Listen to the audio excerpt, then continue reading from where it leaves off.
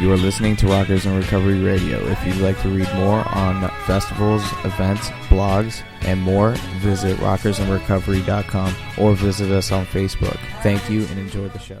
Hey, John Hollis with Rockers in Recovery. Give you a little bit of background. Rockers in Recovery Media is dedicated to carrying the message of addiction recovery education, and we do it through music, news, events, and festivals that take place within and not limited to the clean and sober community. You can go to rockersinrecovery.com and click on the About page, and you can find out all the information you need to know about Rockers in Recovery. We got the Rockers in Recovery Music Fest coming up here rapidly on, of course, February 11th, 2017. You can go to the website. You can click on the flyer and download it. The flyer was just updated today, and we, of course, look forward to more downloads to that. We've had over 1,000 downloads to the flyers so far. We're very excited with how everything's turning out, and we look forward to seeing everybody at the festival.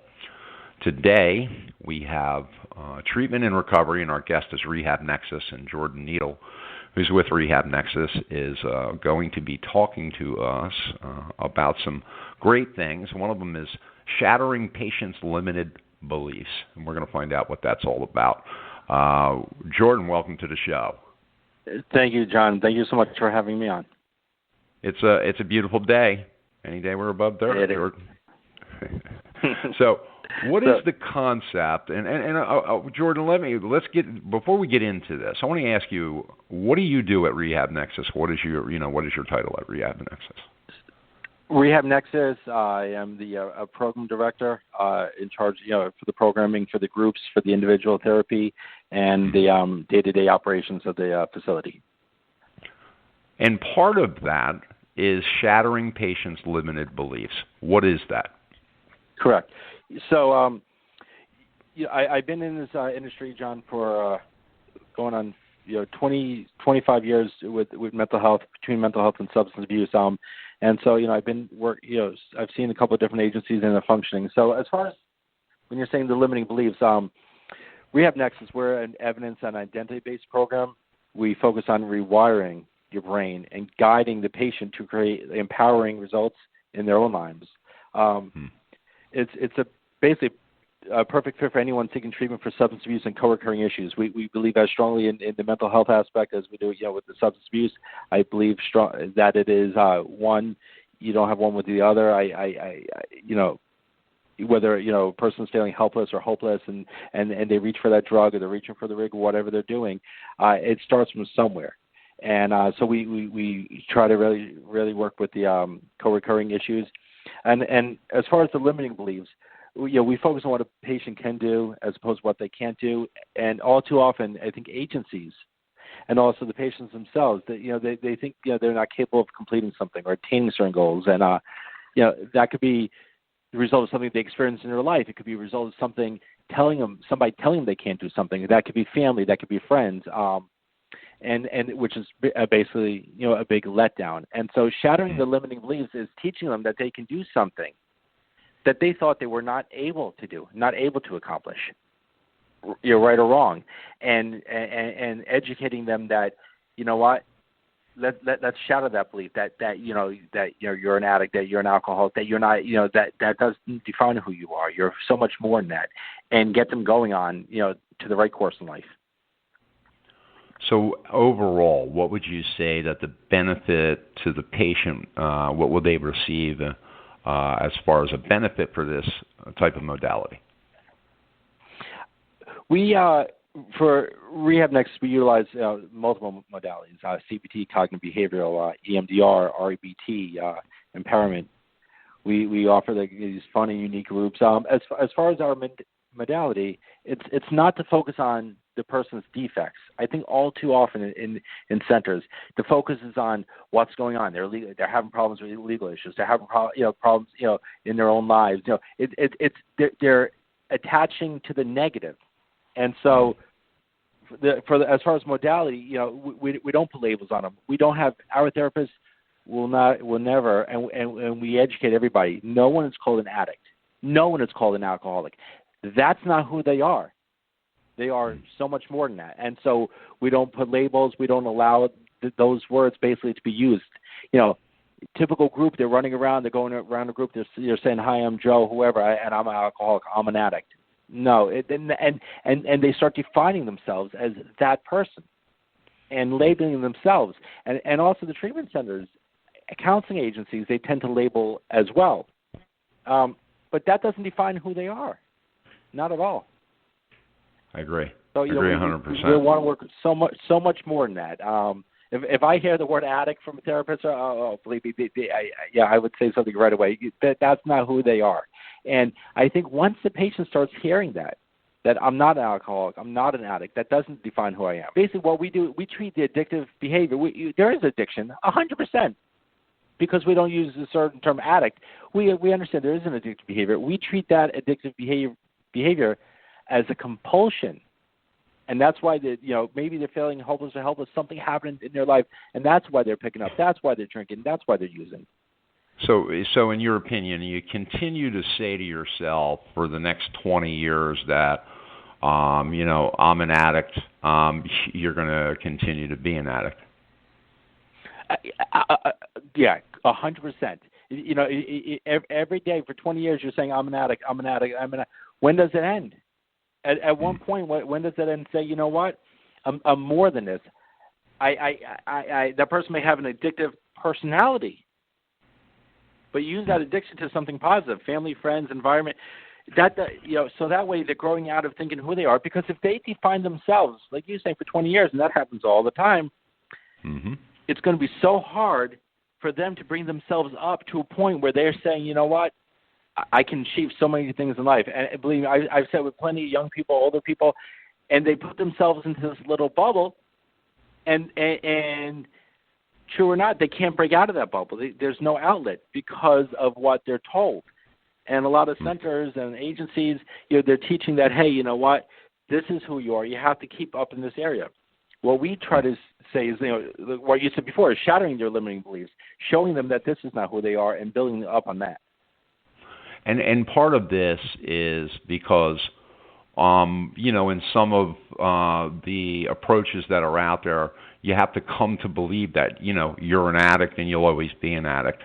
And do you feel that theory is wrong? I do, because the approaches, and there are different approaches available. We're never going to knock approach. Just so you know, we will never knock approach. If something is working for somebody, God bless them, keep working on it. And let's show you our style and our approach to even make higher gains and more gains. So we will never knock approach ever. What we just say is, we have our approach, we have our focus, we have our evidence and identity-based techniques that we use. And while we strongly believe in that, I'm not going to knock another center, but or if they're using a different modality. But I will say that the modality that we use, it has been shown in study after study to be significantly more effective in long-term treatment.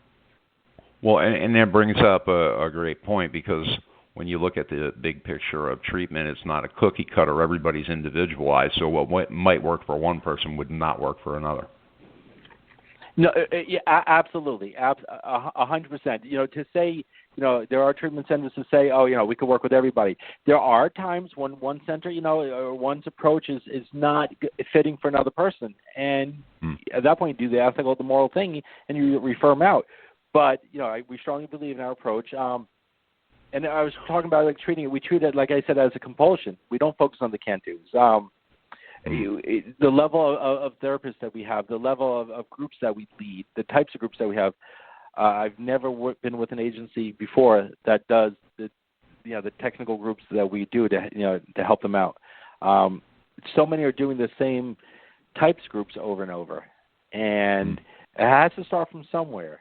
So if we're asking a person to change their identity, but many of these agencies are doing the same thing over and over again when they go from one treatment facility to another, but the facility is doing the same thing that the last facility did. Nothing's going to change for the patient. So what we're providing is a different modality altogether that's more evidence-based, identity-based for that shift, basically, for them. Yeah, and if other methods have failed, then this gives using this approach, it's also something that's not only going to help them with their overall mental health and well-being of the patient, but it's also going to give them another alternative to just the cookie-cutter approach. Absolutely. See, the patient at that point is going to see themselves in a different light, and that's the short term and the long term is for them to make everlasting change. And you're talking about the mental, the well-being. To me, it's all connected. Your mental health, your physical health, how you're feeling physically, how you're feeling mentally. It's all related and all connected, and it all goes back to substance use. What we want is basically the person to grow in all areas of their lives, not just mental health, not just I'm going to stop using and that's it. So you stop using. What's next? You still have to build up your life. You still have to achieve things in life. We want more from them than stop using. That it doesn't stop there. You stop using is great, but what else now can we offer? What else can we offer as far as a program clinically, so that we can get them thinking, okay, now that I stopped, look at all these things in life that I can achieve, and how to achieve them as well. Good stuff, man. Good stuff. In closing, I can really see why this particular modality is used versus other types. And why, at the very beginning, did you make this part of Rehab Nexus? Yeah, this was very important for me. I have a family history of alcohol and drug abuse. My sister 4 years ago, December 23rd, passed away from this. It's a day I'll always remember. And so I wanted to instill a program that I know will help people, that I know that it's going to, get rid of the negative thoughts and feelings people are having, and build a strong foundation for themselves. So to me, this means everything. I've dealt with it on a personal level, and any patient that walks through these doors, I'm going to treat them just the same way and act just the same. Great stuff. You can check out rehabnexus.com. You can also call Jordan at 954-800-0365, 954-800-0365. And you can also send an email at rehab@rehabnexus.com. In closing, what I'd like to be able to do is, there's a lot of things going on with the heroin epidemic. We have a couple of minutes left here. Could you just relay to somebody that might be struggling, or a family member that might be struggling, what are some of the things that they could do, especially family members? To help us here, there are a lot of good treatment centers, in the South Florida area. There are times when we've gotten a bad rap, but there are, like ourselves, good providers out there. As far as the heroin epidemic, if we're doing the right thing, and if people do the right thing ethically, the treatment centers, and we work together with the individual and with the family, we can make a lot of change. We have to realize, though, that with the epidemic the way it is, it causes such mass problems, not only for the individual, but for the family. And so for our treatment center, for Rehab Nexus, we work as much with the family as we do with the individual. If you just work with the individual and you ignore the family, you're going to be limited. And so we have a strong foundation working with the family, working with the heroin epidemic, and really, pulling them through this. Listen, man, I am so happy you came on today. It's great knowledge, great information. That's what this is about. Treatment and recovery. It's about giving education so people can be empowered and be able to do things with their life that they might not necessarily be able to do without the knowledge. So, Jordan, thank you. Rehab Nexus, thank you for being on, and it's rehabnexus.com. Please contact Jordan. You can reach him at 954-800-0365. If you are a family member or need help, give them a shout. They're there to be able to help. Jordan, I want to thank you for being on the show today, and of course, Rehab Nexus is a great organization, and we thank you for all that you do for the community. Thank you, John, for having us on the show as well. We appreciate it. Okay, brother. We'll talk soon. It sounds good. Thanks. Okay. I'll talk to you. Bye. All right, guys, there you go. Rockers in Recovery Media. We are, of course, dedicated to carrying the message of addiction recovery education through music, news, events, and festivals. Talk to you soon. Thank you.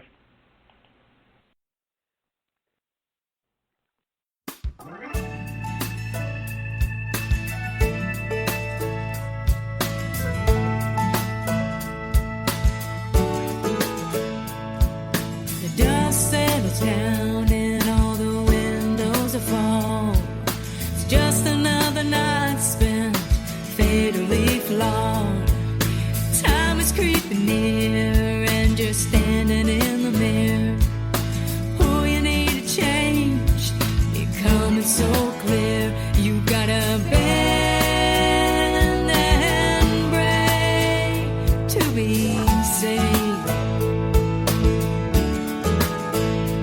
Oh, the road is long. Hold my hand, take a stand. You will start to see. You can lose the fear. Faith is near on the road to recovery.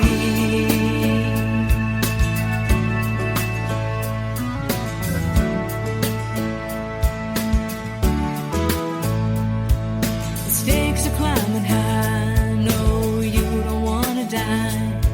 Don't take the time to move. Let the power move you. And the suffering is a fight to be free. Kneel down and find truth. Find something new. You gotta bend and break to be saved. Oh, the road is long. Hold my hand, take a stand. You will start to see. You can lose the fear. Faith is near on the road to recovery.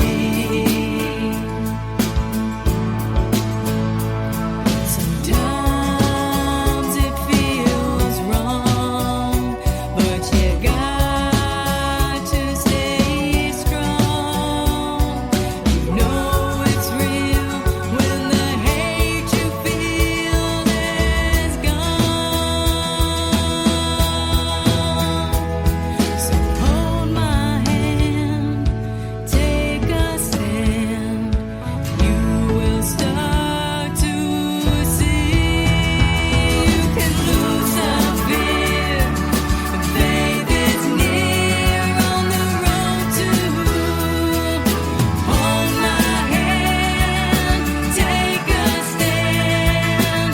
You will start to see. You can lose the fear. Faith is near on the road to recovery. On the road to recovery.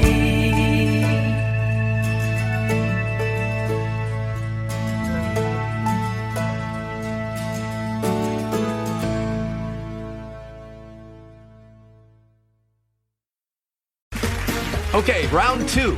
Name something that's not boring. A laundry? Ooh, a book club. Computer solitaire, huh? Sorry, we were looking for Chumba Casino. That's right. ChumbaCasino.com has over 100 casino-style games. Join today and play for free for your chance to redeem some serious prizes.